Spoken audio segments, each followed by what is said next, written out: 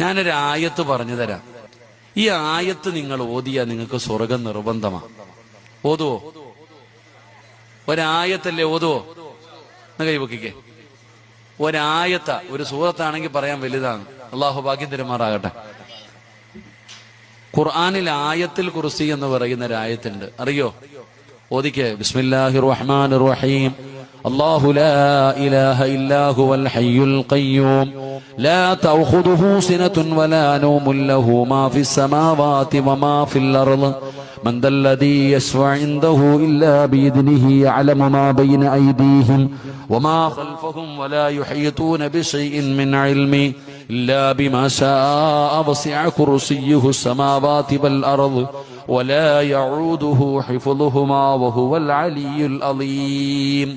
ഏതെങ്കിലും ഒരു മനുഷ്യൻ ആയത്തുൽ കുർസി പാരായണം ചെയ്താൽ അവന്റെയും സ്വർഗത്തിന്റെയും ഇടയിൽ മരണമെന്ന ഒരു മറയല്ലാതെ വേറെ ഒരു മറയില്ല എന്ന് നബിയനാ റസൂലുള്ളാഹി.